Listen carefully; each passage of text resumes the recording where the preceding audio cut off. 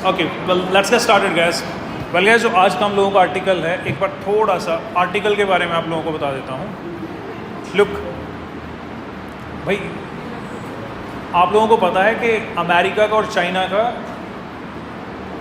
Trade war चल रहा है। ट्रेड वॉर में क्या कर रहे हैं वो लोग, क्योंकि अमेरिका पे शुरू से ज़्यादा टैरिफ लगता हुआ आया है।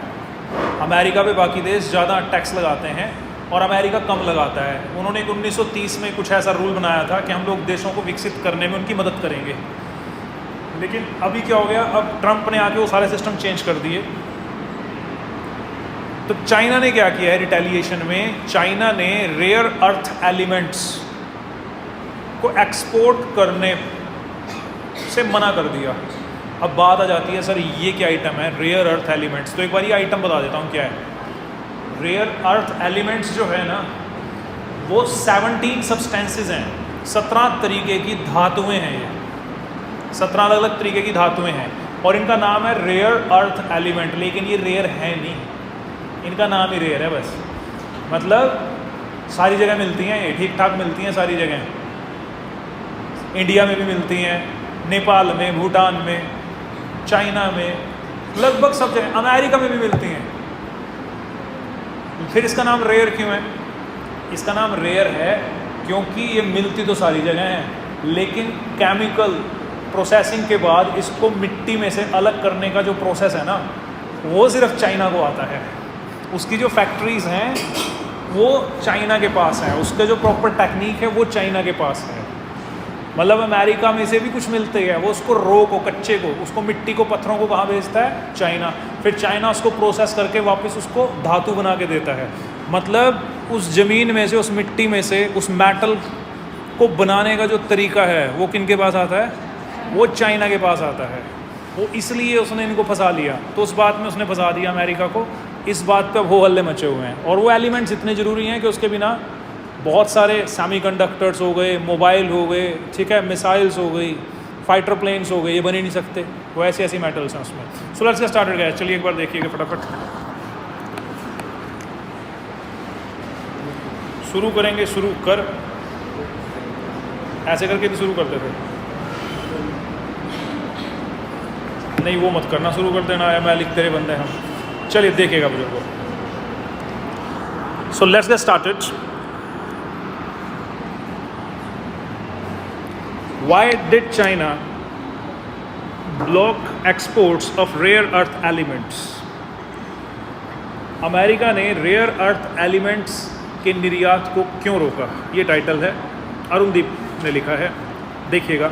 What are rare earth elements? Why did China restrict their exports? How do the restriction impact India?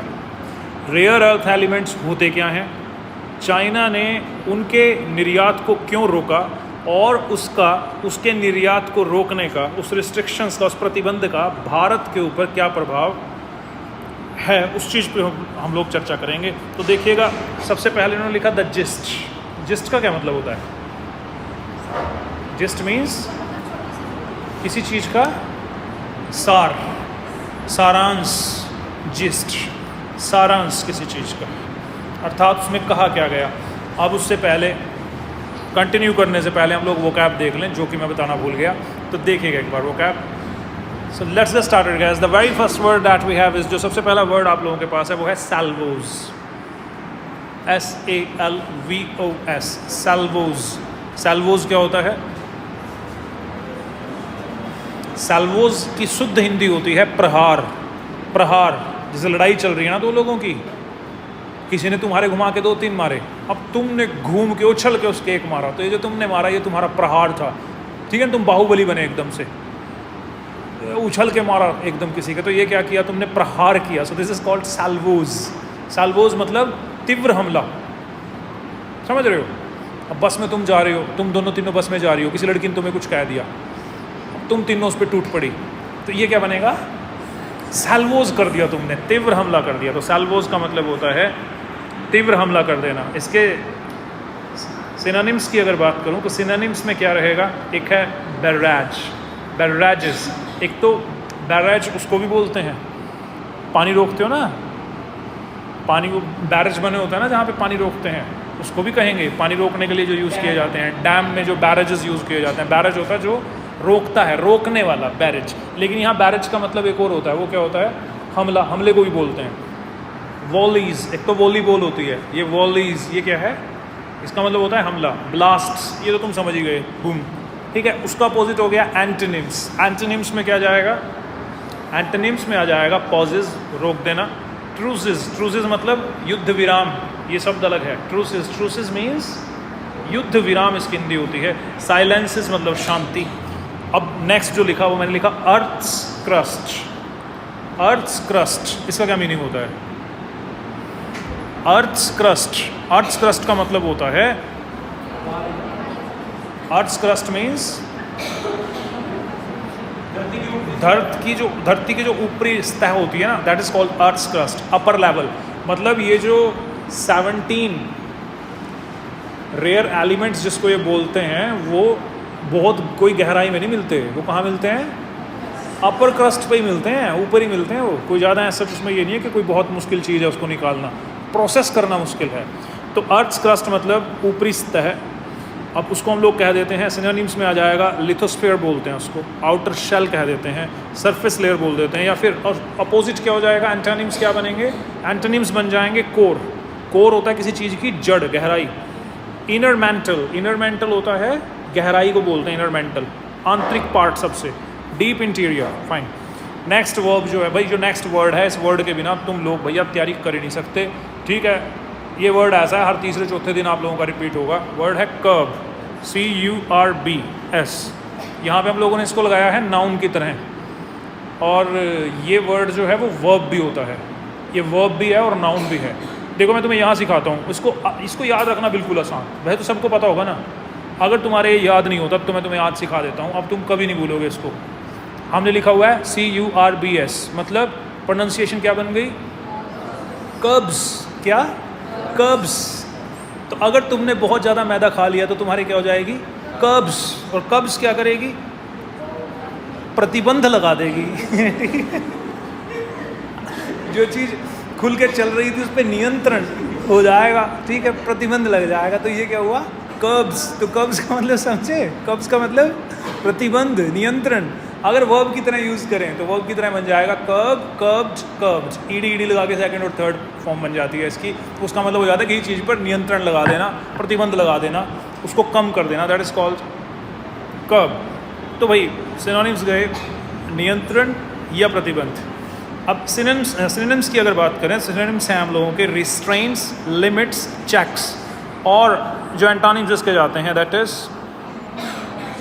Opposite क्या गया? एंटोनिम्स गए प्रमोट करना, एनकरेज करना या फिर लिबरेट। नेक्स्ट वर्ड भी अच्छा है, ये देखिएगा, ससेप्टिबिलिटी। ये क्या होता है? ससेप्टिबिलिटी। पहली बात तो इसकी स्पेलिंग, ऊपर से इसकी प्रोनाउंसिएशन। Susceptibility, susceptibility. जब भी किसी शब्द के लास्ट में इटी शब्द आए, क्या आए? इटी। जैसे इसमें आए एलिजिबिलिटी, एबिलिटी, क्वालिटी। जब भी किसी शब्द के लास्ट में क्या है? इटी साउंड आए, तो इटी साउंड आने का मतलब होता है बुजुर्गों के वर्ड क्या है? नाउन है। वर्ड जो है वो नाउन है, ये एक नाउन है बुजुर्गों। ससेप्टिबिलिटी का मतलब होता है किसी चीज़ के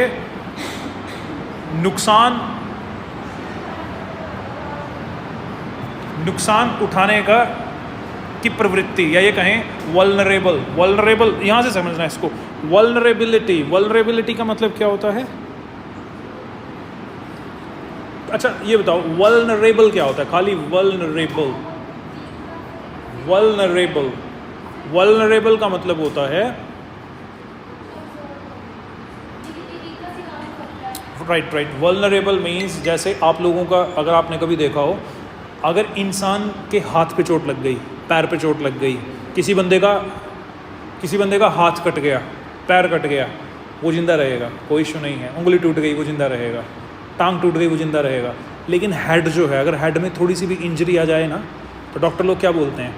वो बोलते हैं भाई ये तो है ना, जा भी सकता है, कभी भी कुछ भी हो सकता है इसके साथ। इसका मतलब जो माइंड है आपका वो इतना वल्नरेबल है। वो वल्नरेबल मतलब नाजुक कह दो, जिसके चोट लगे आसानी से चोट लग सकती है जिसके, तो वल्नरेबल है वो। इसीलिए तुम अगर देखोगे उसको हमारी बॉडी के सबसे हार्ड पार्ट में, स्कल के बीच में रखा भगवान ने, स्कल के बीच में रखा, और स्कल के अंदर भी पानी रखा, लिक्विड रखा, उस लिक्विड के बीच में उसको रखा हुआ है ताकि छोटी मोटी चोट भी लगे तो वो वहाँ लिक्विड में ही फंसा रहे, उसको इधर उधर ना कहीं साइड पे लग जाए वो, क्योंकि अगर वो साइड पे लग गया ना, बस मैंने जितने वर्ड कराए हैं सब भूल जाओगे। ठीक है, तो ससेप्टिबिलिटी मीन्स वल्नरेबिलिटी, किसी चीज़ के चोट लगने की प्रवृत्ति।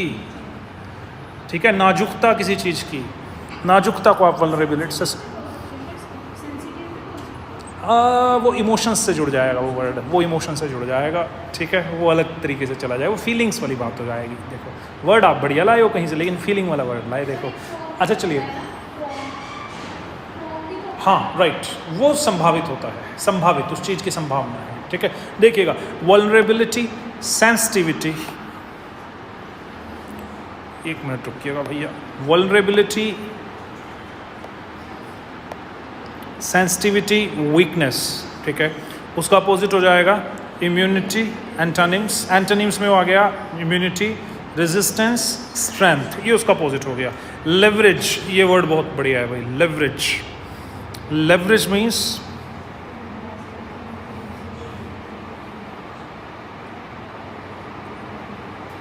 लेवरेज का मतलब होता है किसी चीज़ का इस्तेमाल करने की क्षमता, किसी चीज़ का लाभ उठाने की क्षमता को कहते हैं लेवरेज।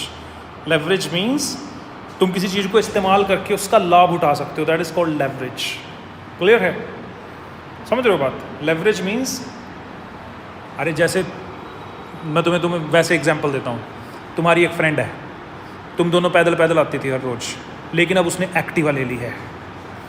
अब तेरे अंदर गुण होने चाहिए किस चीज़ के, लेवरेज करने के। लेवरेज मतलब लाभ उठाने की क्षमता तेरे अंदर होनी चाहिए, तभी तो उसकी एक्टिवा पीछे बैठ के आएगी। सो दिस इज कॉल्ड लेवरेज। समझ रहे हो, ये हुआ बुजुर्गों लेवरेज। अब याद रखना, ठीक है, जैसे कोई एक्टिवा वाली फ्रेंड मिले तुम्हें लेवरेज याद आना चाहिए। ठीक है, तो उसका मतलब हुआ एडवांटेज लेना, इन्फ्लुएंस, कंट्रोल। अपोजिट एंटोनिम्स में क्या चला जाएगा, डिसएडवांटेज, वीकनेस, हेल्पलेसनेस। ये जो नेक्स्ट वर्ड है भाई, ये भी बहुत कॉमन वर्ड है और बहुत आने वाला वर्ड है। ये आपने बनाया फ्रेजिलिटी, फ्रेजिलिटी, ये वर्ड फ्रेजाइल, तुम्हें ज़्यादातर मिलेगा फ्रेजाइल वर्ड। फ्रेजाइल क्या होता है, एडजेक्टिव। फ्रेजिलिटी नहीं, नाउन बन गया, वो नाउन बन गया। देखो खाली फ्रेजाइल अगर तुम बोलो दैट इज़ एन एडजेक्टिव, ये एडजेक्टिव से नाउन बनते हैं, वो वाले वर्ड हैं। फ्रेजाइल मतलब जैसे फ्रेजाइल एडजेक्टिव होता है उससे बनाते हैं फ्रेजिलिटी, ऐसे ही जैसे एक एडजेक्टिव होता है ऑनेस्ट, उससे बना देते हैं ऑनेस्टी। एक एडजेक्टिव है ब्रेव, उससे बना लेते हैं ब्रेवरी। तो एडजेक्टिव से नाउन बनते हैं। फ्रेजाइल वर्ड क्या है, फ्रेजाइल का मतलब होता है कमजोर, नाजुक। My heart is very fragile. दिल कैसी आइटम होता है, फ्रेजाइल, नाजुक, है ना, दुख जाता है, टूट जाता है, घसीट लग जाती है, नहीं मतलब घसीट तो नहीं लगती, तो फ्रेजाइल मतलब कमजोर, ठीक है ना, नाजुक। फ्रेजिलिटी, नाजुकता किसी चीज़ की, नाजुकता, टूटने फूटने की प्रवृत्ति। उसके लिए सेम वर्ड्स अगर सिनोनिम्स की बात करूं तो वो होता है डेलिकेसी, डेलिकेसी, ब्रिटलनेस। ब्रिटल जो है वो फ्रेजाइल का सिनोनिम चलता है, तो ब्रिटलनेस, फ्रैटिलिटी। फ्रैटिलिटी भी क्या होता है, फ्रेजाइल से ही बना हुआ एक वर्ड है। अपोजिट क्या होगा, टफनेस, सख्ती किसी चीज़ की। ड्यूरेबिलिटी या फिर स्ट्रेंथ, ये इसके अपोजिट चले जाएंगे। नेक्स्ट देखिएगा बुजुर्गों, नेक्स्ट है डाइवर्सिटी। ये तो एक बेसिक वर्ड है, बचपन से पढ़ते आए हो, ठीक है। India is known for its diversity. Bharat को उसकी विविधता के लिए जाना जाता है, अलग अलग भाषाएं, अलग अलग कल्चर, 4000 कुछ जातियाँ, तो विविधता के लिए इसको जाना जाता है। Variety, mixture, multiplicity. इसके जो अपोजिट होंगे वो होंगे यूनिफॉर्मिटी, सेमनेस, होमोजिनिटी। अब नेक्स्ट वर्ड देखना भाई, ये भी अच्छा वर्ड है और आप लोगों को पता भी होगा, फैसिलिटेट। फैसिलिटेट मीन्स सुविधाजनक बना देना किसी चीज़ को, किसी प्रक्रिया को आसान कर देना। असिस्ट करना, इनेबल करना, ईज करना, आसान बनाना। और दूसरा एंटोनिम्स में हो जाएंगे, एंटोनिम्स में आ जाएगा हिंडर, रुकावट पैदा करना, अब्स्ट्रक्ट, रुकावट पैदा करना, कॉम्प्लिकेट, किसी चीज़ को और कॉम्प्लिकेट कर देना। तो भाई ये आप लोगों के वर्ड्स थे। वापस अपने आर्टिकल की तरफ बढ़ते हैं बुजुर्गों, देखिएगा please. Here you go. Amid the ongoing US-China trade war, China has restricted the export of 17 rare earth elements that are essential materials in a wide range of industries, from being used in hard disk and car motors to superconductors and cancer treatment. देखिए, America और China के trade war के दौरान चीन ने 17 rare earth elements के निर्यात को रिस्ट्रिक्ट कर दिया, उस पर प्रतिबंध लगा दिया, जो ऐसे एलिमेंट्स जो बहुत ज़्यादा ज़रूरी हैं एक बहुत अलग अलग तरह की इंडस्ट्रीज़ में, जैसे कि हार्ड डिस्क और कार मोटर्स को बनाने से लेकर के सुपर कंडक्टर्स और कैंसर के इलाज तक, ये बहुत इम्पोर्टेंट है, उस पे इन्होंने प्रतिबंध लगाया। तो ये वो 17 एलिमेंट्स हैं। नेक्स्ट देखिएगा, with practically all REs being refined in China, this move could interrupt supply chains across many countries for a few weeks.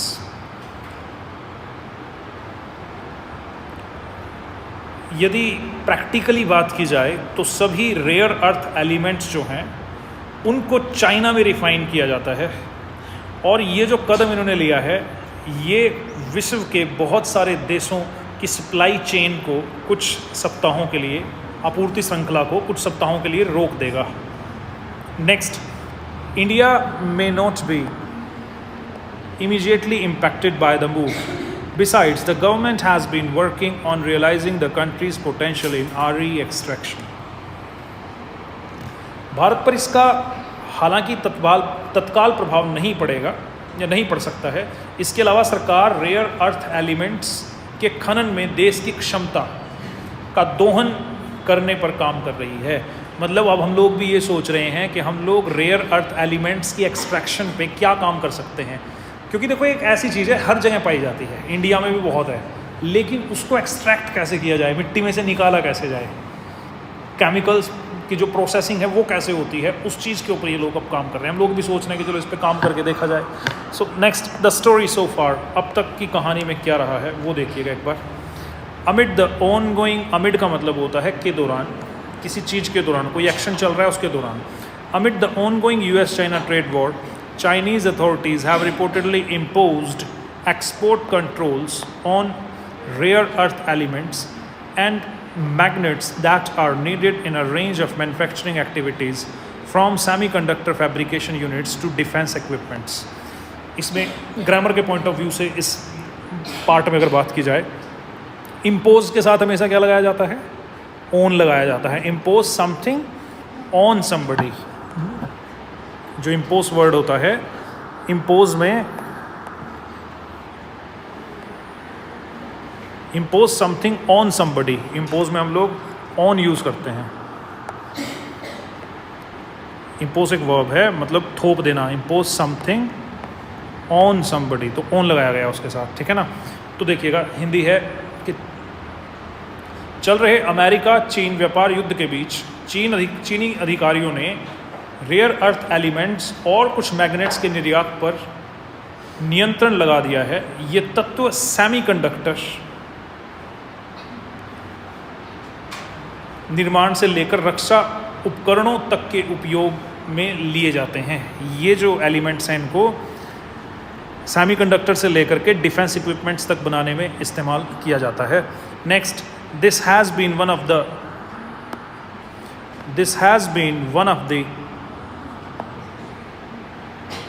more recent salvos in the trade war between the two countries, but the export restrictions apply to any Chinese refinery that can export refined rare earths outside the country.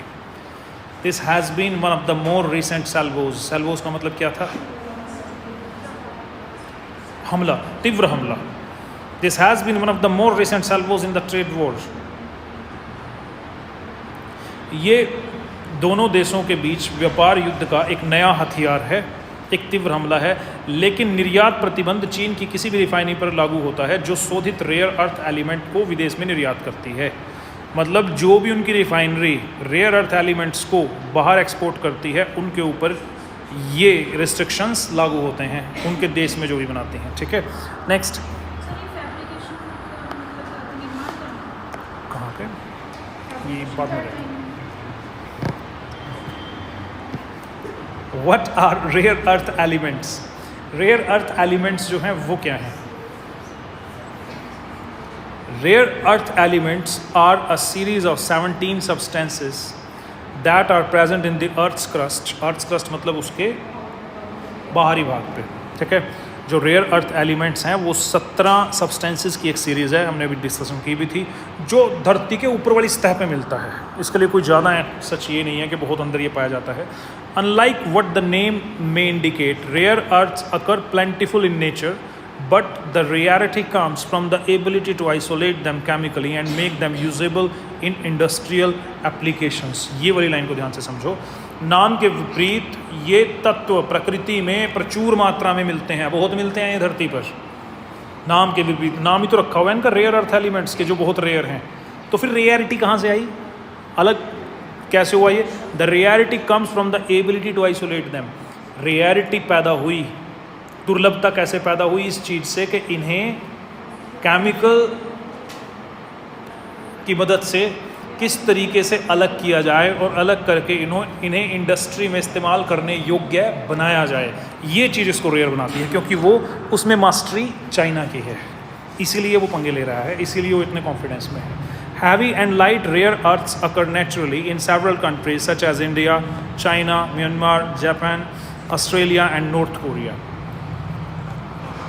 ये बोल रहे हैं भारी और हल्के rare earth elements Bharat में, चीन में, म्यांमार में, जापान, ऑस्ट्रेलिया, उत्तर कोरिया जैसे कई देशों में प्राकृतिक रूप से पाए जाते हैं। मतलब ये कोई ऐसी चीज़ नहीं है कि कहीं नहीं मिलती, लेकिन इसको प्रोसेस करना केमिकली और उसको यूज़ में लेके आना वो चाइना को आता है।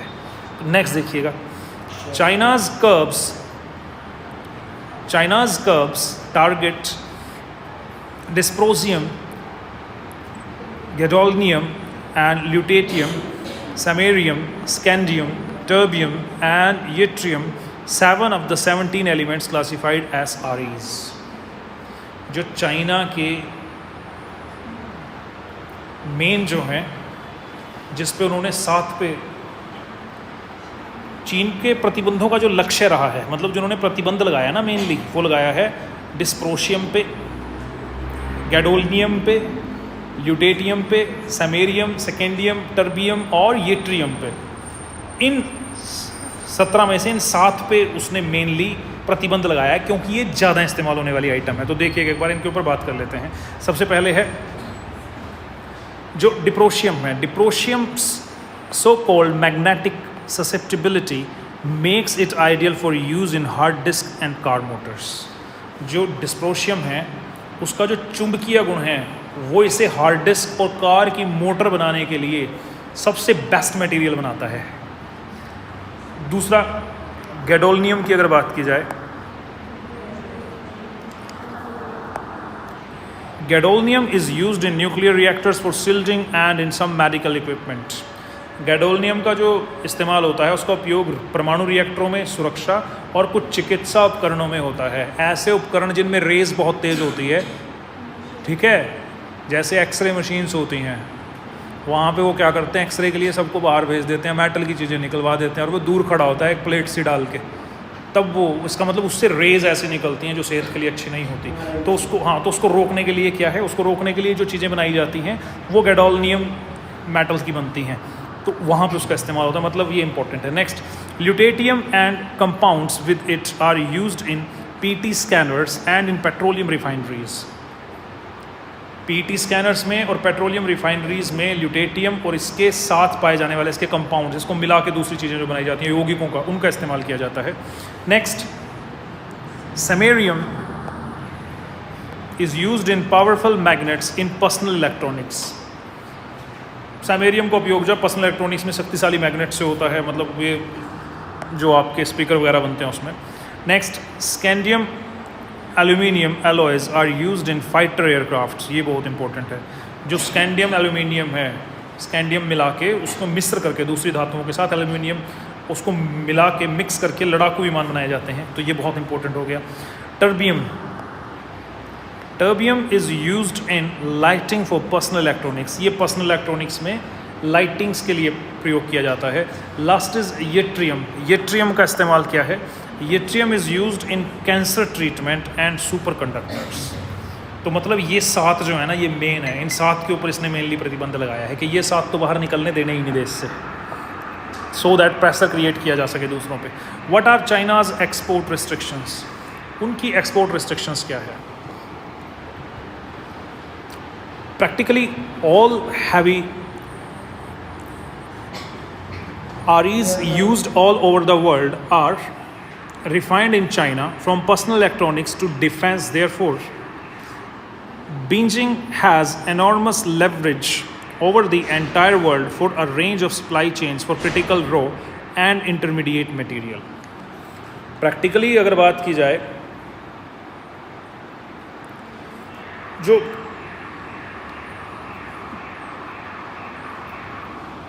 दुनिया भर में उपयोग होने वाले लगभग सभी जो रेयर अर्थ एलिमेंट्स हैं, उनका शोधन कहाँ होता है? चाइना में होता है। ये लोग उसका शोधन करते हैं, रिफाइन करते हैं उसको। इसलिए पर्सनल इलेक्ट्रॉनिक्स से लेकर के रक्षा तक, from personal electronics to defence, personal electronics से लेकर के रक्षा तक बीजिंग के पास महत्वपूर्ण कच्चे और मध्यमवर्ती माल की आपूर्ति श्रृंखला पर पूरी दुनिया पर भारी प्रभाव है। मतलब बीजिंग का पूरे वर्ल्ड पे ठीक ठाक प्रभाव है। क्यों? क्योंकि जो REs जाते हैं वो चाइना ही रिफाइन करता है और वहीं से वो इन सब कामों के लिए बाहर जाते हैं।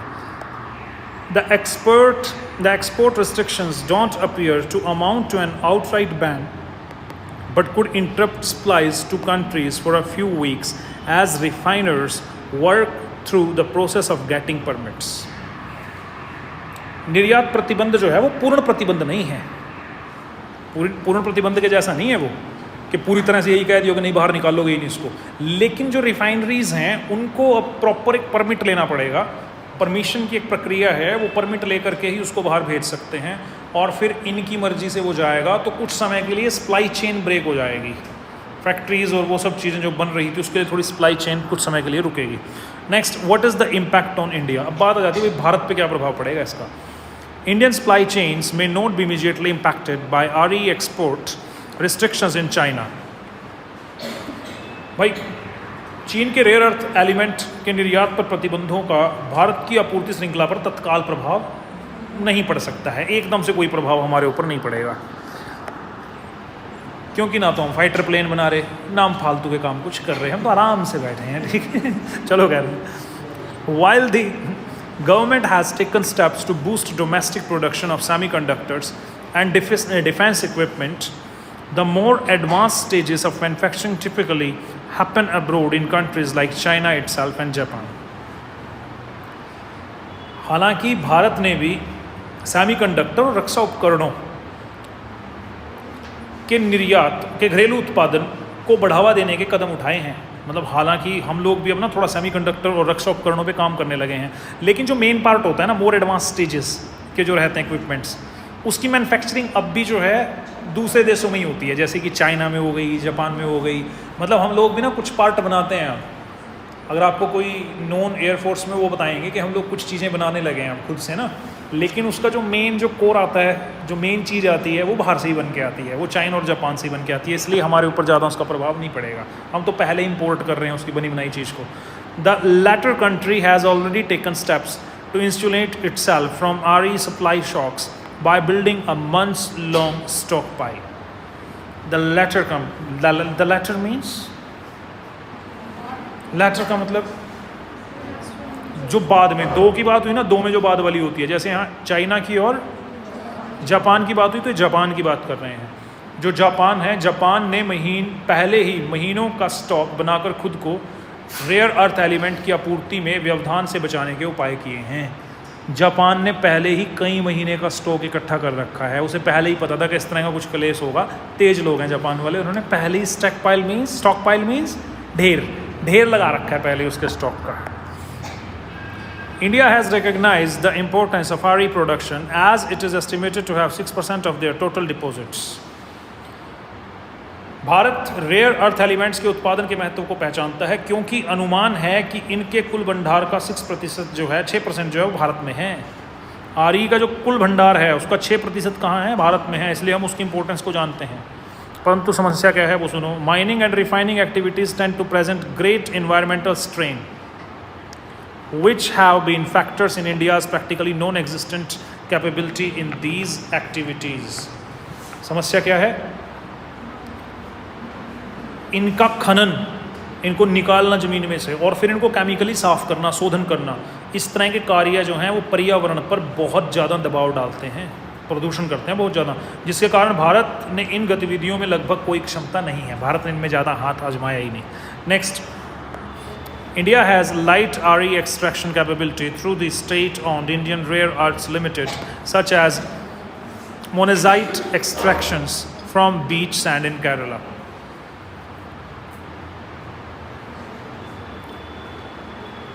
भारत जो है वो सार्वजनिक क्षेत्र के Indian Rare Earths Limited company के माध्यम से हल्के रेयर अर्थ एलिमेंट्स के खनन की क्षमता है। जैसे केरल के समुद्र तट से मोनाजाइट का निष्कर्षण, केरल के समुद्र तट से हम लोग मोनाजाइट निकालते हैं, तो छोटा कुछ 1-2 रेयर एलिमेंट्स जो हम लोग रेयर अर्थ एलिमेंट्स निकालते हैं, उसमें हम लोग काम करते हैं। Next, India imports a limited quantity of REEs. Bharat बहुत ना के बराबर मात्रा में आरईज को निर्यात करता है।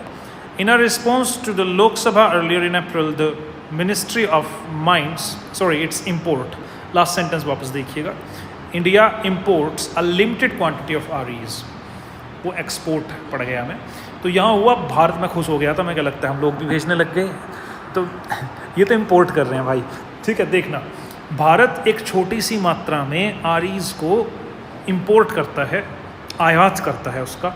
In a response to the Lok Sabha earlier in April the ministry of mines said 2,270 tons of REs were imported in 23 and 24.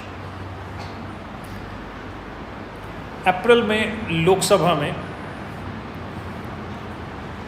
दिए गए एक जवाब में खान मंत्रालय ने, जो हमारे खान वगैरह देखते हैं, उनके मंत्रालय ने ये बात कही थी कि 2023-24 में हम लोगों ने लगभग 2270 टन आरई का आयात किया था, इतना हमने खरीदा था।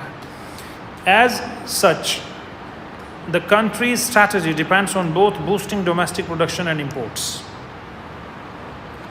इस प्रकार हमारे देश की जो रणनीति है वो घरेलू उत्पादन और आयात दोनों को बढ़ावा देने पर ही निर्भर करती है। मतलब हमें घरेलू उत्पादन भी बढ़ाना पड़ेगा और साथ में बुजुर्गों इंपोर्ट भी बढ़ाना पड़ेगा थोड़ा सा, तब जाके हमारा काम चलेगा।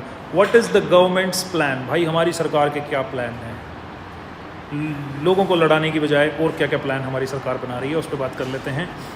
As a policy framework for utilising critical minerals including rare earth metals, the National Critical Mineral Mission (NCMM) has been launched, which is India's strategic initiative to secure critical mineral supply chain by increasing the domestic critical minerals production and foreign supply sources, the ministry said in Parliament.